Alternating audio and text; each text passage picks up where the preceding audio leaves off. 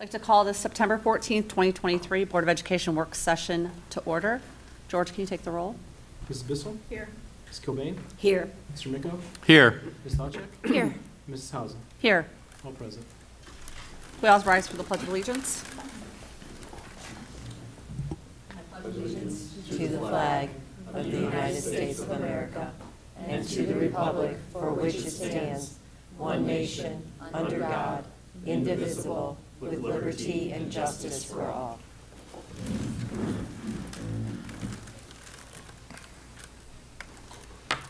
Our district goals remain the same: financial prudence, academic achievement, growth, and community engagement. As a board, we strive to measure all of our decisions against these three goals. Next on the agenda is public comment. We do have one slip for public comment. Ken Evans. Ken, if you could approach the podium and state your address. You have approximately 3 minutes. Thank you, Madam President. My name is Ken Evans. I live at 18399 Yorktown Oval, Strongsville, Ohio. I've been a part of the Strongsville schools as a citizen for a few years. Walter Ehrenfeld, way back when, asked me to get involved in the schools because he felt schools were the bedrock of a community.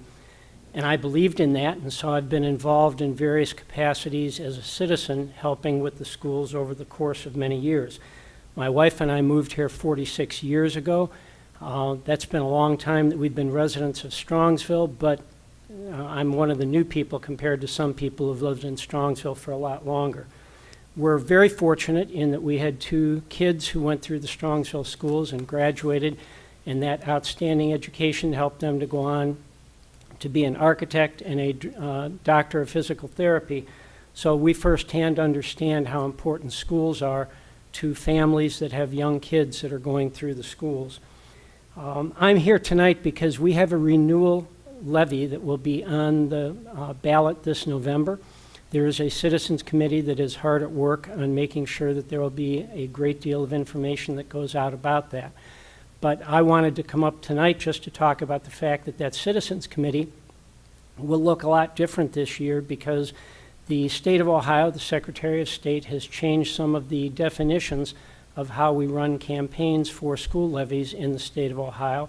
Our administrators and a lot of our people who are involved in the schools will be absent, and many of us have come to count on them as being a part of any levy campaign in getting information out and sharing their passion for education.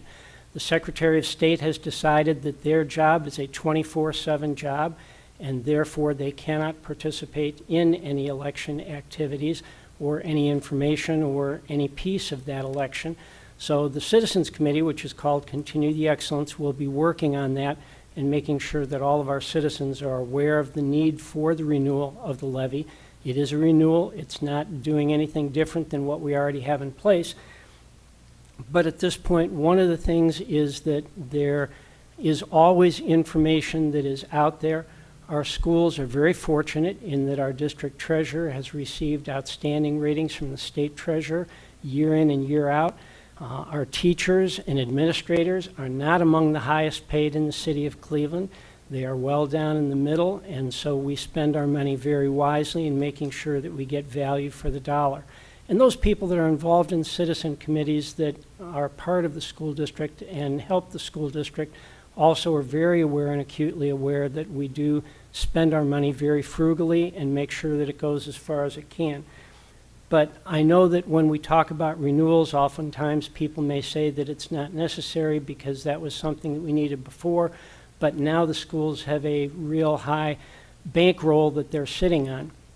And I want to make sure that I say that Cuyahoga County, the county library system, Tri-C, and many other organizations that are community organizations have to run with a high balance in their account. And so I don't want anybody to think that the school district is sitting on a bankroll or anything like that. These are very necessary funds to keep this education going. As I said, my 2 kids have graduated. They're gone. They're now living as young adults in the community. I want to make sure that those kids that are coming up through the schools have the same opportunities as they did. So I would encourage you to make sure that you look at information very carefully. Don't just read and accept what's online and somebody's opinion. make sure that you get the facts to know that a renewal is very important to this community and to our schools. Thank you. Thank you, Ken.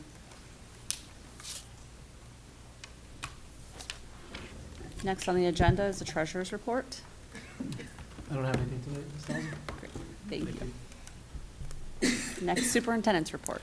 Thank you, Ms. Hausum. Before we go to the item in updating our master facilities plan, as Ken shared, we're blessed to have a wonderful community and a successful school district.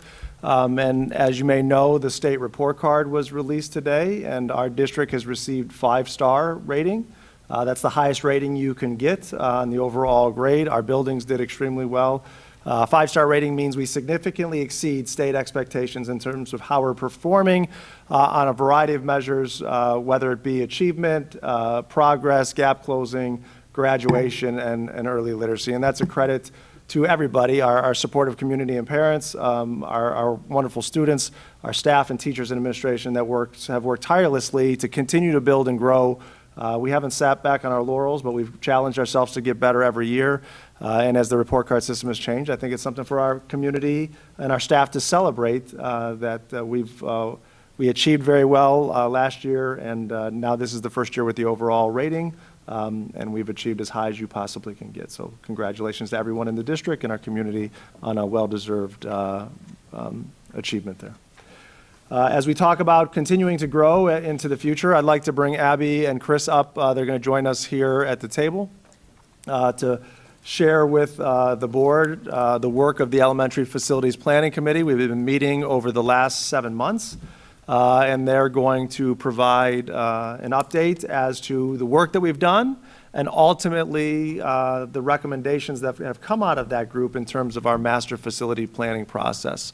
I've shared this a few times, but just as they're getting settled, although it's come from the Elementary Facilities Planning Committee, and the elementary facilities have been a central focal point of that work, we've taken a comprehensive look at all of our facilities and said, what do we need to address, take a look at over the next 20 to 30 years, so that will be a part of the plan. So with that, I'll turn it over to Abby and Chris to begin to share their work with the board and the community.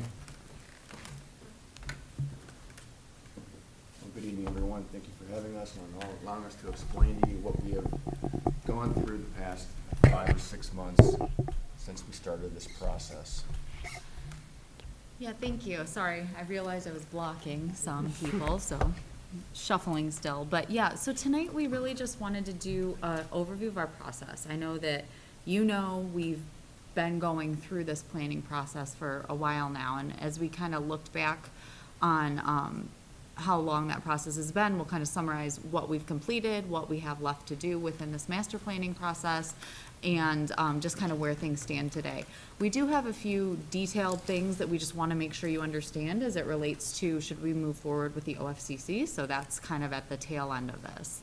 While we do have quite a number of slides, it's our goal to move through them fairly swiftly, but we would love, if it's okay with you, for you to stop us and ask questions as we're going, because we're trying to recap, a year of work essentially. So with that, we will go to the first portion. So again, we're going to do a process overview, summary of our committee meetings, and then we'll get into some detailed conversation. So the process overview, I know you've seen probably various, agendas, schedules, ways that we were kind of approaching our work with the committee, but we tried to simplify it all onto one slide here. So on the left side of the screen is what's been completed, and then on the right side is what we've got upcoming. So we started this process doing site visits and assessment reports last summer, so summer of 2022. So we went out to each elementary facility, including this one, and we updated those OFCC assessment reports. And we have a slide in here that kind of goes into a little bit more detail about that, but that was critical to just understand kind of where are our physical facilities right now and what our next steps might be. So we took that information and those reports and we presented them to the Facilities Planning Committee. So, which is, a committee of this group, and that was in September of 2022. And it was at that point that we realized we were gonna undertake a pretty large planning process that was gonna touch potentially all the elementary schools and some other facilities in our district. So the larger elementary facilities planning committee was formed, just to involve more community voices in the process. So in the gray box, you'll see how we've kind of approached meeting with that group. We've had 7 meetings. In addition to the work of that committee in the room during those meetings, we have a group of key communicators that offer feedback on the work of that committee. That's done, Dr. I don't think I've ever called you that. Dr. Ryba facilitates that as far as sends out summaries of the meeting and asks for feedback, and then we fold that into our process. We've also had core team meetings, so that's some board representation and members of the central admin staff, just to kind of move the process along as we're getting into more and more detailed conversation. That's another group that's meeting regularly. And then we've been meeting with some specific groups to talk about programming as well. So we're at a point now where we are going to have a community update meeting. That's going to be on the 19th, and that will be virtual. And then we'll be releasing a survey to the larger community that'll be open through the end of the month. The idea is that we can take that feedback from that survey and conduct our final facilities committee meeting the first week of October. And then that'll finalize the recommendation to this board of, here's our recommendation for our facilities plan. So that's kind of where we are in the planning process. And once we make that recommendation to you as a board, that'll be when our kind of master planning work is complete. And then at the very end of the presentation today, we can talk about, should you want to accept that recommendation, what the next steps would be. So any questions about kind of the work of the last, year or so? Okay.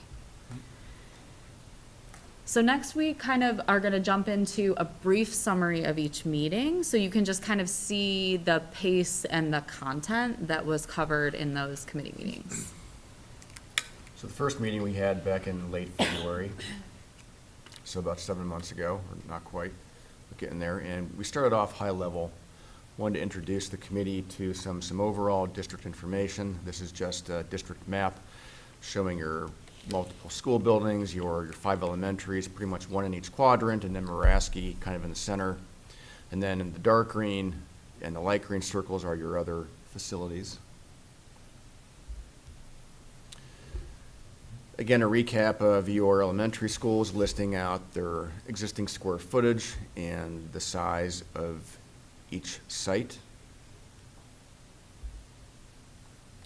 And we talked about the building assessment validations. They were initially done in 2008, but we did them again last summer, as Abby had mentioned. And something that we want to bring up is this 2/3 rule that the OFCC has. And that's where if the cost to renovate a building is determined to be more than 2/3 the cost of building a comparable building new, then the OFCC recommends building new. So we went through the assessment summary for each building, and at Chapman, we could see that the renovation to replace ratio is over that 2/3, between 69 to 73%. So the OFCC would recommend building new for that building. Kinsner came in the low to mid 30s, so we would look at renovating that facility. Muraski came in at 60% overall, but we have to take a look at the fact that it has multiple additions to it.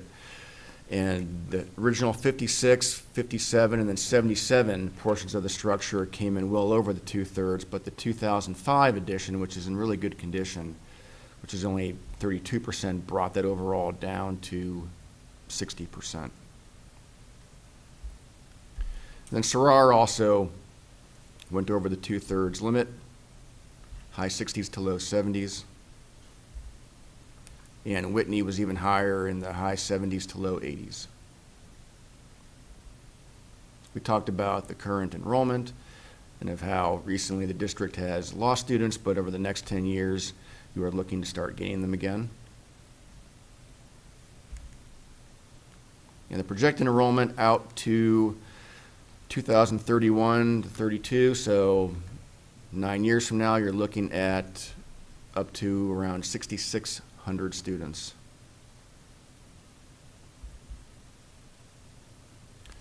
So the second planning committee took part a month later in late March. And here we talked about the building capacity versus enrollment. All of your elementary schools are over their capacity. You can see that the listed capacity is 1,922, and per last year's enrollment, you were at 2,410. So about 500 students overall, more than what your listed capacity is. It might also be helpful to just note that capacity generally means that every student would be in a classroom and you would have some excess space within the building. So the reason you're able to fit more students in than your listed capacity is because you're probably using those special spaces and using all those other spaces. So it's not that it's over what would be acceptable from like a building code or anything like that. That's not what this means. This is what the ideal capacity for a school building to do the things you need to do in a school building would be. So I just want to clarify that a little bit.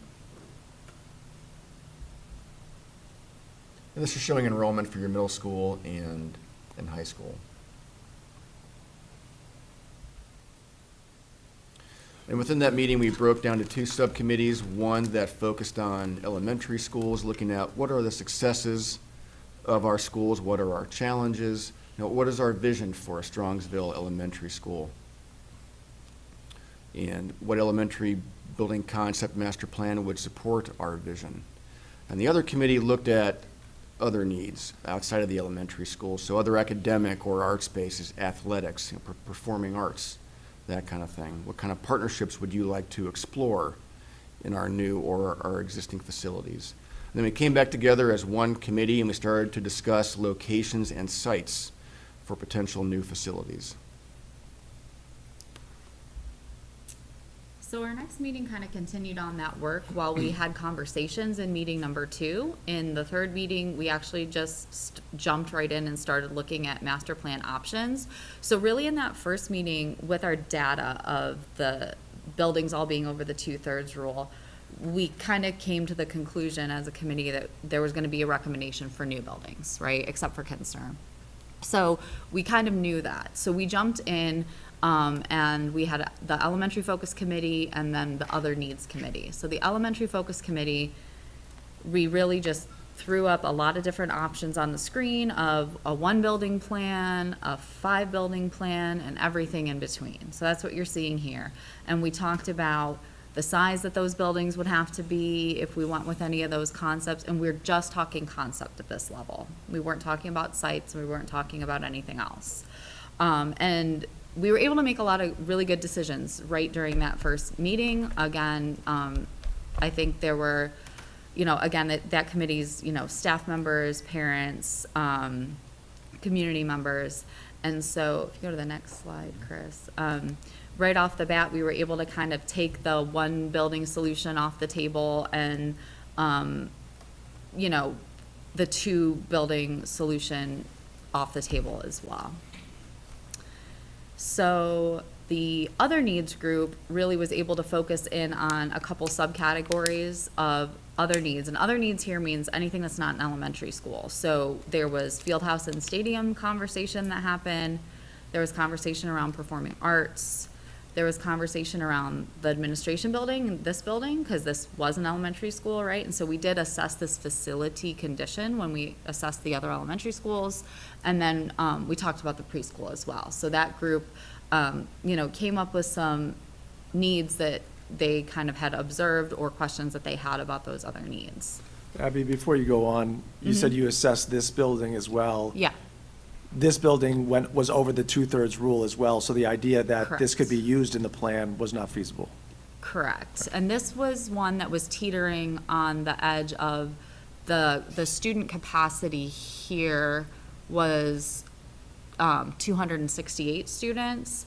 And another component that we've been talking about as we've been going through this process is the OFCC.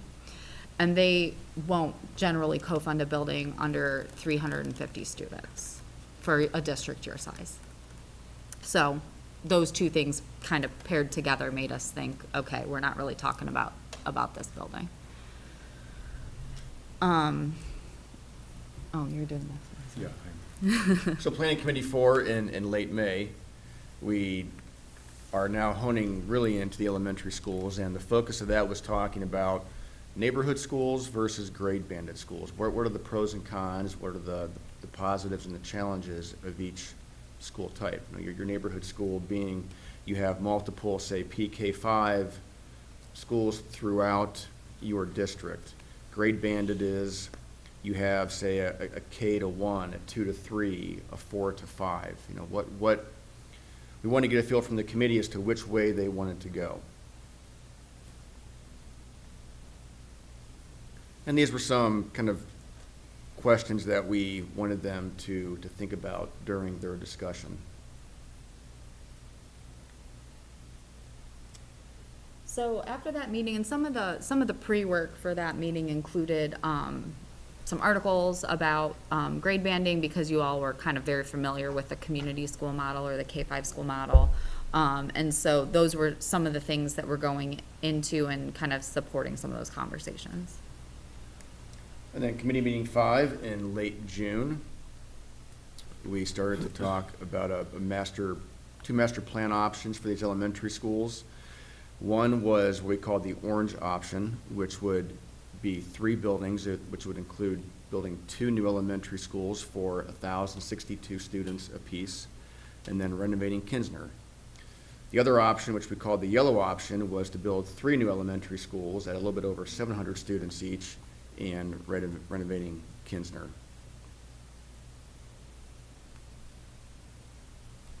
So option orange, we would look at costs of 82 to 90 million, but that would not include the renovation to Kinsner or any addition or new construction to Muraski. We would also have to add into that the abatement and demo of any existing buildings that were to come down, and then any additional LFI, which is locally funded initiative stuff. That is, say, the district wants a larger gym than what the OFCC standard is for. You can do that, but that additional square footage has cost assigned to it, and that cost would then have to be completely shouldered by the district. The OFCC or the state would not co-fund that difference. And an LFI can be whatever you want it to be. Some of the concerns over option orange, given the sites that we had, you know, big schools for 1,062 students. And how do you shoehorn that into the sites that you have? So you may be looking at 3 stories, not ideal for youngsters. Plus it takes a school out of one of your quadrants. We talked about how you guys have an elementary school in each quadrant. How important is that to keep it like that? So option yellow, again, that would be building 3 new elementary schools and renovating Kinsner. It's a bit more expensive than option orange because more smaller buildings are going to cost more than fewer larger buildings. There's efficiencies built in to the larger buildings that you lose when you go to more smaller buildings. So costs of 95 to 105 million, again, plus the renovation cost to Kinsner, any additions to Muraski, abate and demo, and any additional LFI. But with the option yellow, we have smaller buildings that can fit more comfortably on your existing sites. Probably don't need to go to 3-story. And you can maintain a K-5 in each of your quadrants. Wouldn't there be one missing in the top right quadrant? We would be looking at Whitney moving to Albion. Oh, okay, I'm sorry.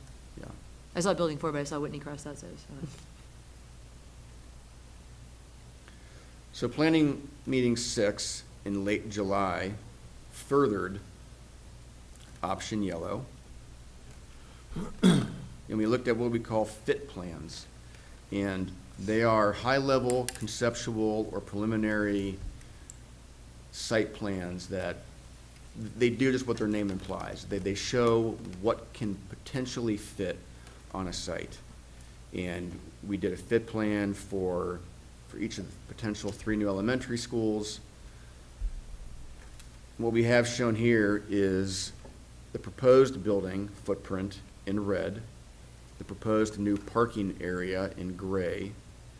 We have our existing building shown in the dashed red line, and then proposed playground area and a multipurpose field shown in green. So here at Sarara, we'd be looking at locating the new building to the west of the existing. This would be a swing site, which means that the new building would be constructed while the existing building stays occupied.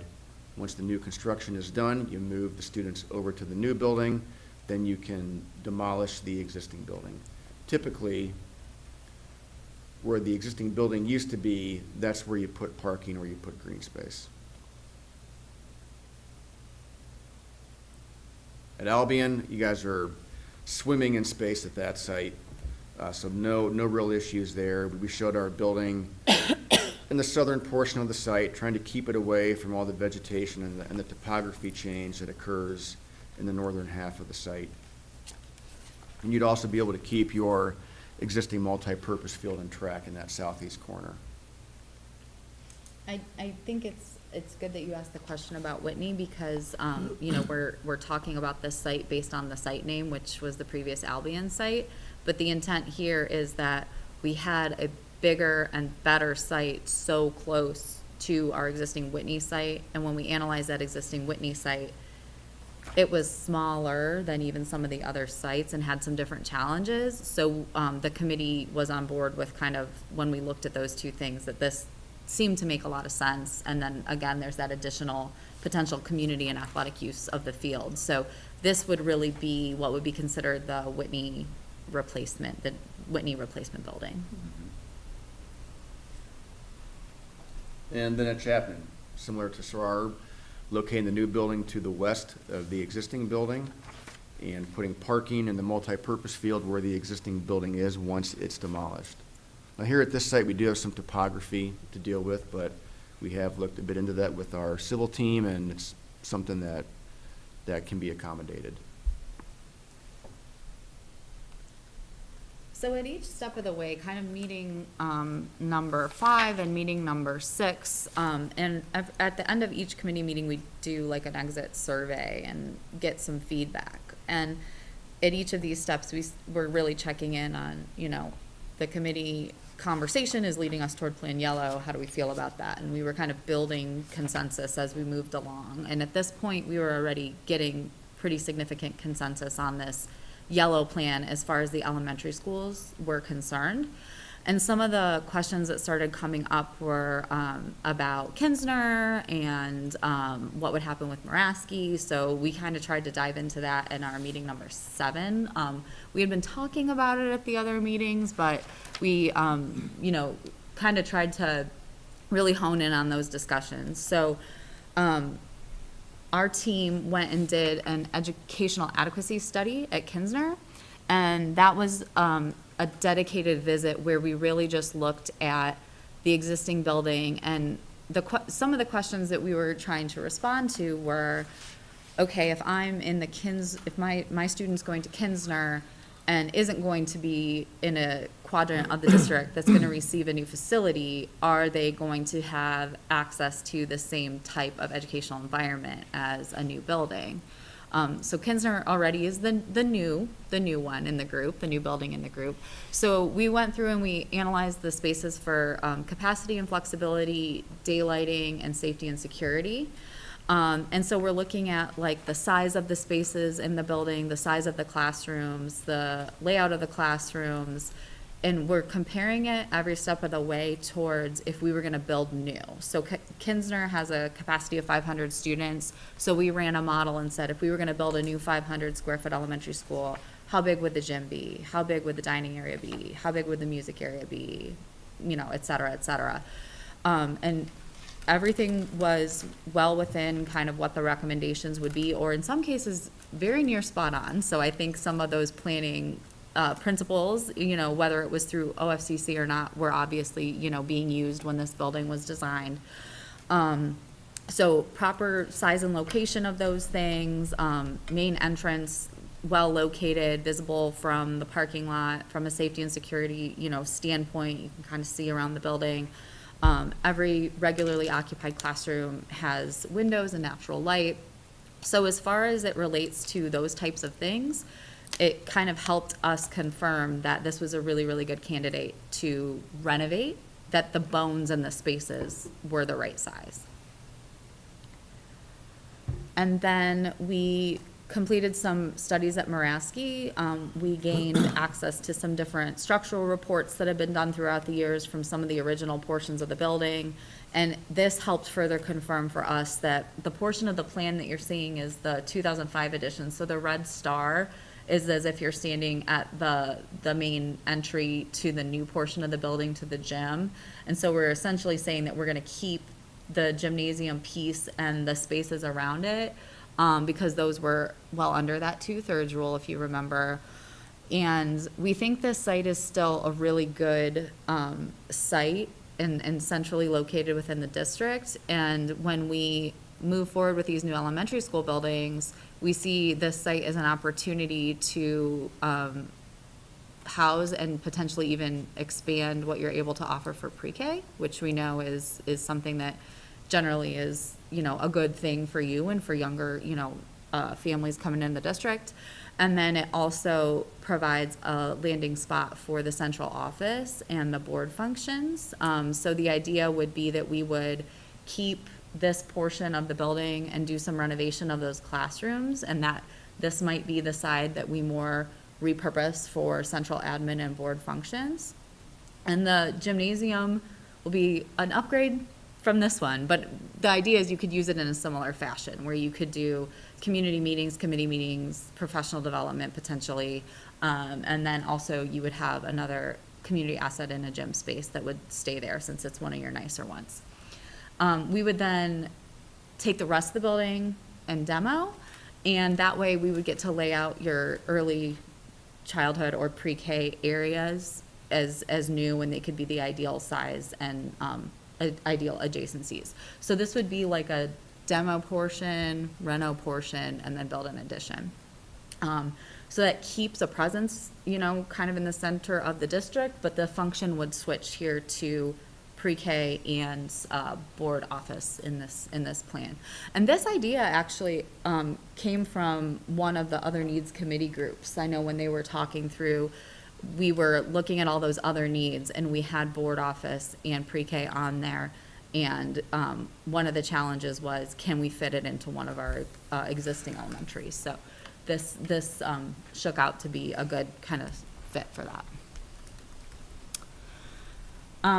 The cost page, so we were updating costs anytime we had new information as we were working through the process.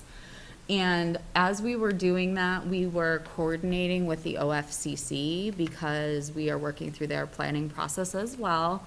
And so this is a summary page that was updated in end of August.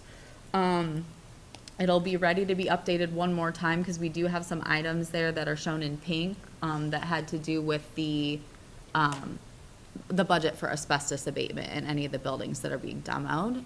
So we now have that information. So high level, we've got new construction for 3 new elementary schools. We have the demo and abatement of Chapman, Whitney, Sarrar, and this building here. We have renovations to Kinsner, and that would be everything that was in that building assessment that we did last summer that was built off that OFCC assessment. So pretty significant upgrades as far as a building would be concerned, as far as brand new HVAC system, because we know there's some issues with HVAC and moisture in some areas of that building, so that would be taken care of with that scope, and a whole, you know, host of renovations. So pretty, not just a coat of paint, right? Like that's pretty significant there. And then the demo, reno, and addition to Maraski that we talked about. We do have a bit of a placeholder in there as well for the fact that there's going to be time between now and when you would potentially ask your voters for support of this, and inflation happens over that time. So we've got a little bit of a placeholder for that too.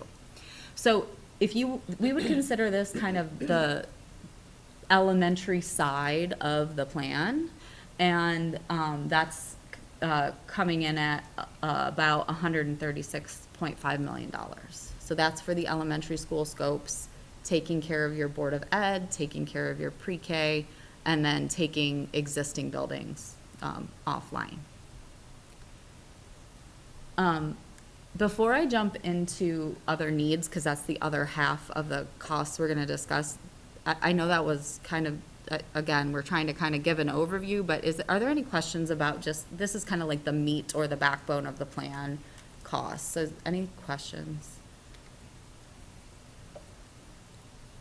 Okay.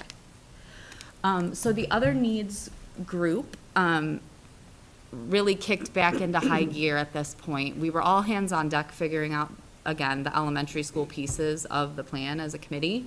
And then we talked through field house and stadium and what those things could look like. So updates to the stadium. There was a comment about potentially some upgrades to the middle school, potentially some upgrades to the high school stadium. And then we talked about a field house being an important piece to supplement athletics, but also provide some community space as well. The idea is that we want to make sure that this is a holistic of the entire district's needs. The other bucket, I guess, outside of athletics would be performing arts. So we spent some time visiting and talking with the music director over at the high school and looking at the existing auditorium space, seeing what we could do from a rigging and lighting standpoint to kind of enhance that space for performances, and then potentially getting some of the back of house functions like dressing rooms, storage, some of those features updated. So when we initially set out some budgets that could supplement those other needs spaces on the next slide, it totaled a potential of about $17 million additional dollars when you look at some of those other needs. And that's kind of where we, in our very last meeting, set off into groups to talk about our other needs and how they fit into the rest of the plan and if we were capturing them correctly. Because again, we haven't gone through a design process on any of these. We're just kind of gathering information of what the needs are and trying to establish budgets. So from there, we had some conversation, and then the last thing we did at that meeting was reminded everyone of the estimated millage calculation. And George, I don't know if you wanted to mention anything on this sheet as far as what this information is or is not, or if you want me to summarize that, I can too. Okay. So, we were really just looking at if we were to put this on the ballot and ask for support, what would the bond size be and what would that translate to for folks? So this is just a range of if the project was $120 million all the way up to if this project was $150 million.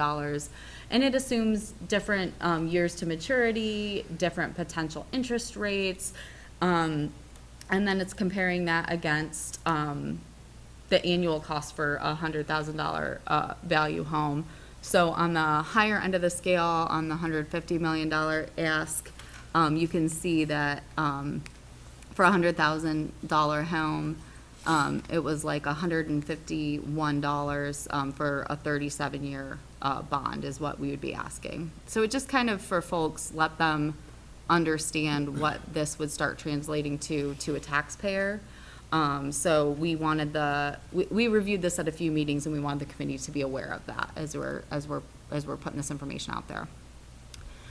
So we ended that conversation by asking, as we consider all factors of the district and community needs, what are we recommending from the other needs list to be part of the project? And then we wanted to just get a soft feel of what did the committee feel with what they knew would be the maximum project cost that they would feel that they could recommend to you as a board. And we didn't have a lot of conversation around that last question, but we just kind of did a check-in with the groups. So I think everyone felt, fairly strongly that a lot of the other needs were really important, and we even started maybe expanding on when we're thinking about field house at the high school, do we need to also be maybe considering turfing some additional fields there to give you more flexibility and more community use as well. So we're in the process right now of continuing those conversations with those specific user groups to try to finalize those other needs costs. And the committee kind of landed at between 150 and 165 million as the maximum that any of the groups felt that they would feel comfortable recommending to you as a board.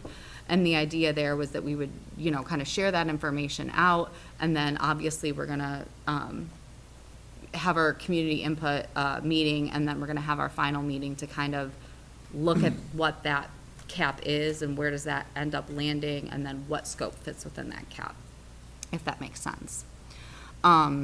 So that is a summary of our work with the committee so far, and our next section kind of gets into next steps. So are there any questions about the process and the committee work? I have a question. For the middle school auditorium, since that's fairly new, what is the average amount of years you go before updating something like that? So for that piece in particular, When was the middle school opened? 10 years ago. So that was a relatively This year, small dollar amount when you're looking at With the big picture, yeah. $140 Yeah, billion. yeah. The only piece that was recommended there was about $50,000 to upgrade some of the AV. I think it's a software thing, so that it would be compatible with how the high school one functions and how some of the other spaces in the district function. So it was more about getting on the same page. It wasn't anything infrastructural or anything at all, yeah. Another good question. Could you speak to what some of the other districts around us have done as far as, you know, millage-wise? Because I feel like that resonated with me. I was part of the committee, and you spoke to what some of the other, you know, what some of the asks have been in other communities. From a total cost of bond issue, you mean? I mean, you're right in the range of what a lot of other folks are putting out on the ballot. Now, not necessarily a lot to point to that had success with that this last round, but we've had, it's been a tough, you know, last year or so with that. But a lot really staying above that $100 million when they're looking at tackling a bigger component of their district than just one building. I can't really think of many that have been under that recently, under that 100 million. Can you, Chris? Edison Local Schools, just south of Sandusky. I think they had failed, and they were not quite 100 million. But I think it's important to note that that's a district that could have a K-12 school. Yeah. So it's not, Right. that's why it's Yeah. kind of hard. There were like 1,500 students. Yeah. So. And another district that's still smaller, but maybe more comparable, like North Royalton did renovations to their high school and their new consolidated elementary school, which was 1,400 kids. And that was a $90 million bond issue, and that was in 2016, maybe. So, you know, I wouldn't say for your size of district and tackling a segment of your master plan like this, you know, it's par for the course for them to be over 100 million, I feel, these days. Because I feel like the group that I was a part of, we kept kind of going back to and comparing to the middle school. Right. And as, you know, time goes faster than we like to realize, we had to stop and say, well, that was 10 years ago that we passed that bond. Right. And Chris, I think that's when you spoke up and said, you know, that we are not far out of the realm of what other districts are going to be asking for. Yeah, I think it's also important to note that we've seen a rise in costs. Generally, they were marching along at about 3.5% a year in construction. A couple years ago, we had just a wild 35% jump in construction costs in 1 year. And then the year after that was almost 6%. Now it's kind of, last year it was 3%. So it's steadying back out, but we didn't jump back down from that. I think another scary thing to realize was when you built the high school stadium, I think I read in some articles that it was like $2 million or something. And now, you know, a stadium of that scale would be $20 million, you know, so there has been a pretty significant hike since some of the bigger initiatives that have happened in the district. And So yeah, for what that's worth, I guess.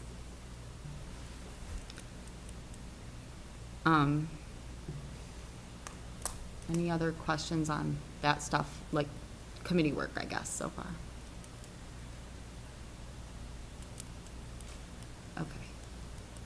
Okay. We have a next step slide, and we tried to organize it to show kind of school board meetings that are critical in green, including today, the first green session, community meeting in teal, the final committee meeting is in pink, and then there's some OFCC steps that would need to be taken as we move forward, and those are in yellow. And really, this month we would focus, again, September is essentially like finalize our master plan recommendation, right? So we wanted to make sure that we were able to give you a summary of this work and be able to have some dialogue. We want to fold in some community input outside of that committee and that key communicators group as well. So that's what we're going to do throughout this month. In October, this is where we would start to potentially have board action on this plan if it is the intent of this board to place something on the ballot in March. So in order to do that, and if we're looking at March 19th, Election Day, as a target, if that's where we're heading with this, then we would look to have our first resolution, which would be what's called a resolution of necessity, and that would be you essentially stating, we need to do this, we need to make this ask. And so we were targeting the October 12th meeting potentially for that. The committee meeting will be prior to that, so we would finalize that recommendation. Should we continue to move forward with our process with OFCC, that would be when our agreement with them would happen as well, and here's where the acronyms start flying. So you're in the Expedited Local Partnership Program, so that's when you see ELP, that's the program. And remember, that just means that you're gonna use all your own funds up front, and you'd be just continuing to build credit later with them. So that's all that word means for practical purposes, I guess, for ease of conversation. So when it says that you would approve that ELP PA, that's project agreement. So that's essentially you making an agreement with the state that you do want to participate with them in constructing this building should you receive support in March. So those things would happen in that order. You'd approve the agreement with OFCC, and then you'd approve your resolution of necessity. And that would essentially start you on the path to the rest of the approvals that happen to get you on the ballot. So November, your November 9th work session, we were thinking you could approve your second resolution. So that's your second action as a board, again, saying that you're gonna make this ask. It times up really nicely because November 16th is a commission meeting, OFCC. So they would essentially finalize your agreement there within their organization as a commission. And then the rest of the filing deadlines, you see, various filing deadlines are important for different financing means that you would have to utilize if you were to be successful with this bond issue. And so the first one is the 120-day filing deadline. And George, can you remind me, is that the one that we would be targeting for with your bond counsel? Yes, for the November 20th, the 120-day filing deadline, that's because of the amount of the ask, and with current outstanding debt with the middle school and the high school from the 2013 project, we'd be over a certain amount, so we would need to get special consideration with the tax commissioner. So that 120-day filing is with the tax commissioner. And they would have to look at certain things and give it their approval. And then it would ultimately be filed by the December 20th day filing with the county to be on the ballot, but we would be doing that in conjunction with the November 20th filing deadline. So that's kind of our target deadline, is November 20th to be able to be on the March ballot. So the way that the, like, board or commission approvals work is, you start your process in October, OFCC kind of completes that agreement in November, and then the Ohio Controlling Board essentially approves everything in the state of Ohio, of which OFCC is one part. So that's the last piece of the puzzle as far as approvals go for your agreement. And then the December 20th deadline would be filing with the Board of Elections, and then you would be done as far as a March 19th a ballot initiative. And at that point, the committee, campaign committee, political action committee, would be doing the work that they do. And we would just be educating on any facts on our side, as a district and as your consultant. So that would be what would need to happen in order to just hit all of our approvals to look at doing this in March. The last page then is some details about OFCC that I wanted to remind everybody about. So you did participate in this program with the middle school, and you already do have some credit building up from that project. And that was done through the expedited local partnership program, and that was 7% state co-funding. And so when you move forward with that, you essentially locked in your state share at 7%, which was good because I think you're actually growing in the other direction. Yeah, if we would do it, if we didn't have that project from 2013, our state co-funding right now would be 4%. So we'd gain 3% by doing it, or by locking it in 2013. Right. So you would receive, again, 7% on anything that would be co-fundable in this phase, should we continue to work through that. And then the next slide just has some additional information about what that means and what that participation means. So you know that we've been working with the OFCC so far through this planning process as we've been doing this work, and we wanted to kind of just forecast ahead a little bit and talk about what that means moving forward if you were to continue. So you would have to follow the Ohio School Design Manual. So generally, and Chris and I might tag team a little bit here, but we generally consider a lot of what's in that manual to be what would be good standards for construction anyway. Like I already noted that when we did our educational adequacy review of Kinsner, that wasn't done with the OFCC. I think it was right before the OFCC was a thing, actually. But like a lot of those standards have just been good standards for a long time, and as we were doing the calcs on a lot of those spaces, it's clear that a lot of those standards were being followed in that building already. So a lot of it we would consider just like good practice. But we wanted to show some examples of things where you would start to maybe become limited by what they're having in their manual. So we just picked out a few. Like one is that you can't have more than 20% of the exterior of your building be metal panel. Like they want to see masonry veneer, typically. That's generally more durable and thought of as, a longer, standing quality material. Little detail things like you're required to put in a classroom sound reinforcement system, which, is something where the teacher or students could, there's microphones within the room and then there's speakers, so it helps for all students to hear, and it certainly helps for students who have trouble hearing. I'm trying to think of some things that maybe you wouldn't just assume you would do, but that are required. So some of these types of things. And then there's some guidelines for sizes of spaces and adjacencies of spaces that we have to follow.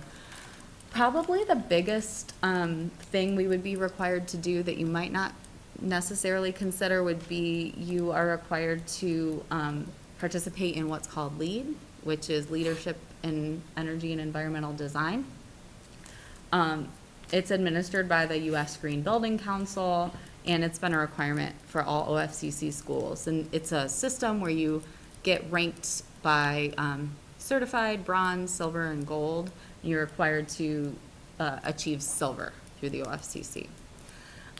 So that's a system where there's 7 areas of concentration, like decisions you're making on your site with your stormwater and how you're developing the site, water efficiency within your building, what type of plumbing fixtures are we specifying, and those types of things. Energy and atmosphere is probably the biggest category, and that's how efficient is your HVAC system? How good is your building envelope? Do you have the right amount of insulation in your walls so that your building's really thermally sound? Those are things we would recommend doing anyway, because that's gonna make your buildings operate more efficiently, and it's gonna save you in operating costs. The types of materials we specify, and then indoor environmental quality. So, you know, we are required to meet certain sound ratings for acoustics. We're required to specify different materials with low emitting, you know, VOCs and things like that. And then there's some different credits based on your region that they say are more important, so we follow those too. So this is typically, OFCC would consider it to be about a 3% budget increase to do this. That's included in all the OFCC numbers we've been using tonight. So the budgets that we're setting are based on OFCC cost sets, so they're gonna assume that you're gonna do this. But you should just be aware that if you wouldn't be participating, that would be something that we could do or not do, but if we do participate, we have to do this. We also have to discuss a half-mil maintenance levy. So with the OFCC, when you complete your entire district-wide master plan, you're required to also have a half-mil levy in place because they know that you're gonna need to maintain at a certain point, you know, these newer facilities as well. And you're allowed to defer it, and you did defer it when you built the middle school. And I know there was conversation recently about you'd still have the option to continue to defer that or to add it to the millage, and I don't know if you want to add anything there, George? Yeah, so we have, as Abby said, we have a few options. One, this has to be, in order to receive, when we're called for CFAP, is when our number's called, and when we'd be earning credit for this project, we earn credit for the other project. In order to gain that credit, or be awarded that credit from the OFCC, at the time our number is called, we would need to have a half-mil maintenance levy in place. If not a levy at the time, or in place of a levy, I should say, the district would need to dedicate the equivalent of what that levy would generate of the half-mil, and create a special fund and annually transfer those dollars into that fund, which would be the equivalent half a mil. You could transfer from the operating fund, you can transfer it from the PI fund, but it needs to be equivalent for the time that, a half mil equivalent based on the assessed valuation at the time you commit to it. And I believe it's for 23 years. So our options are, as Abby stated, in 2013, we deferred that. We can defer it again until our number is called, or we can implement it with this project at the time. So does that mean that if we are already deferring a half mil and now we have another half mil, do we have to do a whole mil, or does it No, it's just do just it a half once? mil. Oh, okay.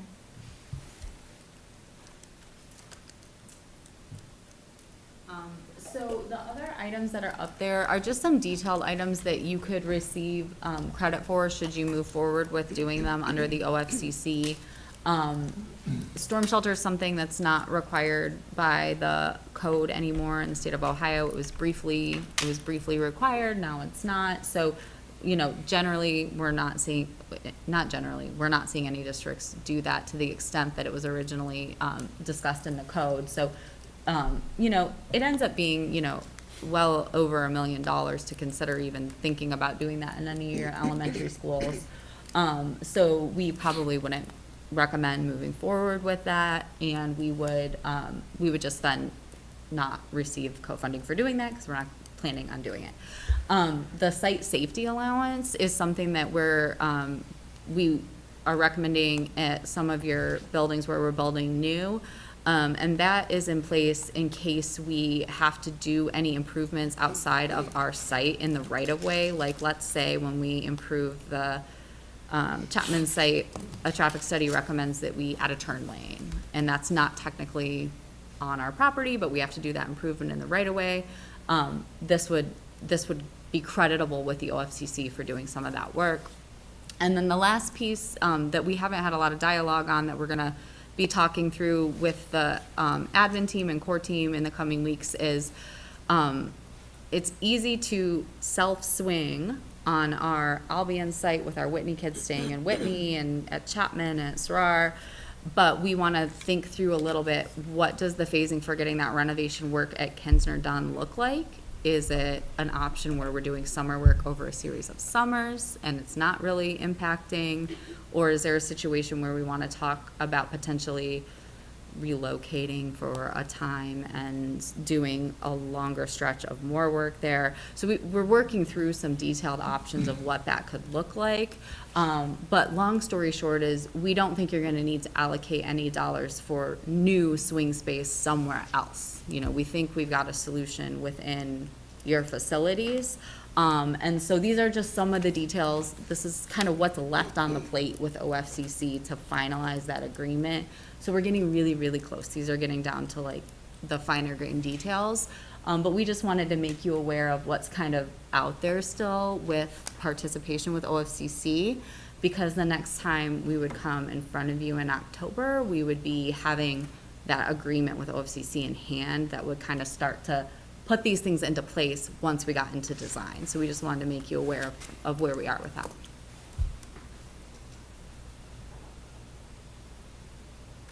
So I think that wraps up the presentation. Are there any questions on the next steps or the L process or anything that Abby or Chris has shared tonight that they can answer for you?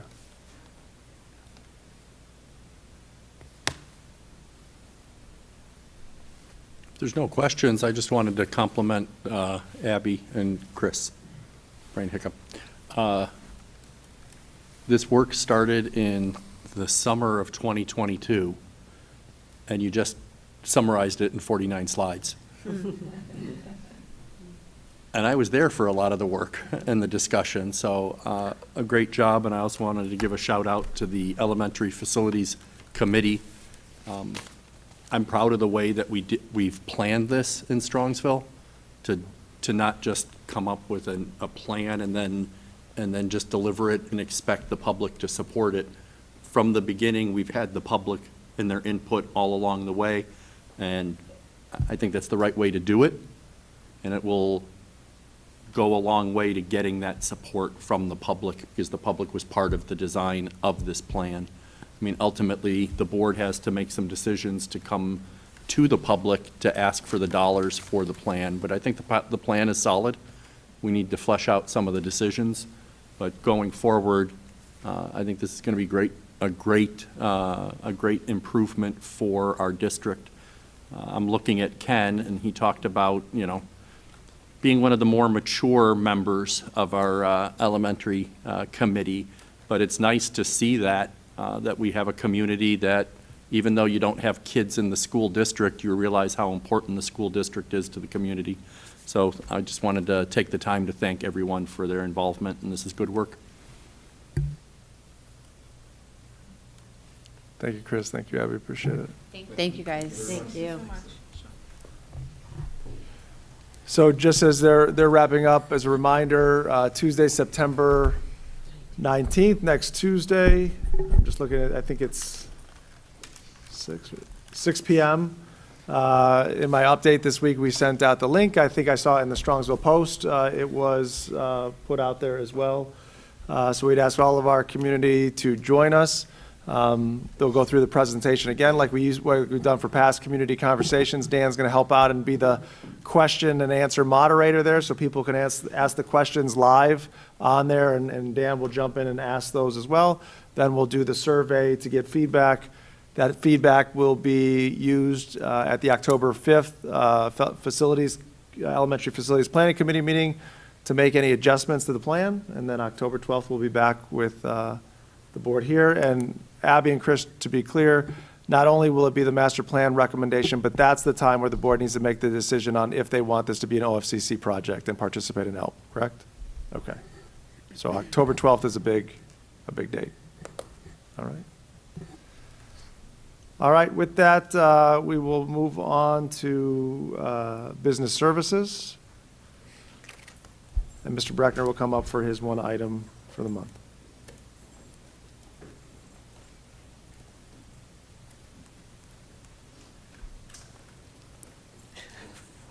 What's going on?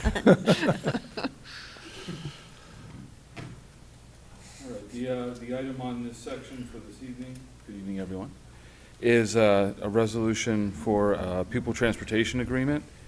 Be resolved upon the recommendation of the superintendent that the operations manager be authorized to enter into an agreement with the N Alliance Transit LLC for the 23-24 school year for the transportation of special education and handicapped students within the Strongsville City School District to in-district schools and also classes at schools out of the district. Transportation in district schools will also be provided for students becoming homeless while attending Strongsville City Schools and now residing outside the district. This agreement is put in place due to the impracticality of transporting these students by Strongsville City Schools bus transportation. And the exhibit is attached. Any questions for Steve? Thank you, Steve. Thank you. One thing that I would just want to share, no, you're good, Steve. Just share, as this specifically addresses homeless students. So there's laws that protect students that have housing instability or are homeless. So the law is wherever the student's child's last place of permanent residence, if they should become homeless, that child will not have to be transient and move. They will be able to continue their education and stay in the last district of residence. We do have students that are homeless in our school district, and therefore, if they live outside of the school district by law, we are required to provide them transportation until such time they are able to find permanent housing, whether that's in our district or elsewhere. So this is something that it's called the McKinney-Vento Act. That was a while ago, but it's the right thing to do by kids, and it's also the law. So just a little context as to why we're providing transportation in that nature. We do not have anything under the superintendent's report. We do have one item under student services. Be resolved upon my recommendation that the Board of Education enters into an agreement with Applewood Centers, operating an educational institution known as Reserve School, for the placement of a student who requires special education-related services for the 23-24 school year, with tuition in the amount of $298.91 for each school day during the student's placement in the Belfair Residential Treatment Facility. Any questions on that one? All right, with that, I'll turn it over to Jenny for some HR items. All right, under Human Resources, I have the following items for your consideration. Under 1, we have the resignation for an administrative staff member. Under 2, resignations for non-certificated staff. 3, resignation for certificated athletic supplemental contract. Under 4, the appointment of a certificated athletic supplemental contract. 5, appointments for certificated supplemental contracts. Under 6, we have educational upgrades for administrative staff. And 7, educational upgrades for certificated staff, certified staff. And finally, under 8, we do have one revision to the May 25th agenda. And that concludes my report. We don't have any items under technology, and with that, that concludes my report. Thank you. That brings us to item J, consent calendar. Action by the Board of Education and adoption of consent calendar at this point of the agenda means that all items appearing in this agenda denoted as type-action consent, which items constitute the consent calendar, are adopted by one single motion unless a member of the board or the superintendent requests that such items be removed from the consent calendar and voted upon separately. Do we have any items? All right, hearing none. Brings us down to board bylaws and policies. We need to vote. Oh, I'm sorry. I know, I'm getting ahead of myself again. Do I have a motion? So moved. Do I have a second? Second. Motion by Ms. Stavcek, second by Mrs. Kilbane. George, can you take the roll? Ms. Stavcek? Yes. Ms. Cobain? Yes. Mr. Rizzo? Yes. Mrs. Hauser? Yes, Mrs. Bissell? Yes. motion passes. Thank you. Now we can go to board bylaws and policies. We have several bylaws and policies on second reading, and we are waiving the first reading on another revised policy. Do we have any comments or questions on the bylaws and policies? Nope. Okay, hearing none, we'll move on. Board of Education, other. Be it resolved that the Strongsville City Schools Board of Education grants approval for Michelle Bissell to attend the Ohio School Boards Association Capital Conference on November 12th through the 14th of 2023. The cost to register is $350 per person. Do I have a motion? So moved. Do I have a second? Second. Any discussion? Thank you, Michelle, for going to the conference. George, can you take the roll? Ms. Stochek? Yes. Mrs. Cobain? Yes. Mr. Miko? Yes. Ms. Hausum? Yes. And Mrs. Bissell? Abstain. Motion passes. Second item, be it resolved that the Strongsville City School Board of Education grants approval for Sharon Kilbane to attend the Ohio School Boards Association Capital Conference on November 12th to the 14th, 2023. The cost to register is $350 per person. Do I have a motion? I guess so moved. Second. Motion by Ms. Stavcek, second by Mrs. Bissell. Any discussion? Thank you, Mrs. Kilbane, for representing us at the Ohio School Boards Association Conference. You're welcome. You're welcome, Hayden. George, can you take the roll? Ms. Stochek? Yes. Mrs. Bissell? Yes. Mrs. Cobain? Abstain. Mr. Miko? Yes. Mrs. Hausum? Yes. Motion passes. Last, be it resolved that the Strongsville City Schools Board of Education grants approval for Laura Wolf Halsum to attend the Ohio School Boards Association Capital Conference on November 12th to the 14th, 2023. The cost to register is $350 per person. Do I have a motion? So moved. Second. Second. Motion by Ms. Stavcek, second by Mrs. Kilbane. Any questions or comments? Thank you, Laura, for representing us. at the Yeah. Ohio School Boards Association Conference in November. Oh, shoot, you beat me too. George, can you take the roll? Ms. Stochek? Yes. Mrs. Cobain? Yes. Mr. Miko? Yes. Mrs. Hausum? Abstain. And Mrs. Bissell? Yes. Motion passes. All right. That brings us to Board of Education miscellaneous. Do we have any miscellaneous? We do have a football game tomorrow, and it is senior night for the football players, the cheerleaders, and I forget who else. Marching band? I think band is going to be another night, but show up tomorrow and find out. I was in Hertz today, and that explains the beautiful flowers that I saw being prepared. All right, that'll be a good time. The weather should be nice. Next is executive session. We do have need for executive session to discuss. To consider the employment and compensation of a public employee, and to consider the investigation of charges or complaints against a public employee. Do I have a motion? So moved. Second. Second. Motion by Ms. Stavcek, second by Mrs. Kilbane. Any discussion or questions? Hearing none, George, can you take the roll? Ms. Stochek? Yes. Mrs. Cobain? Yes. Mr. Miko? Yes. Ms. Hausum? Yes. And Mrs. Bissell? Yes. We will enter into executive session at approximately 8:25. We do not see a need to continue in public after executive session, so I want to wish everybody a good night and good luck to our football team tomorrow night. Yep.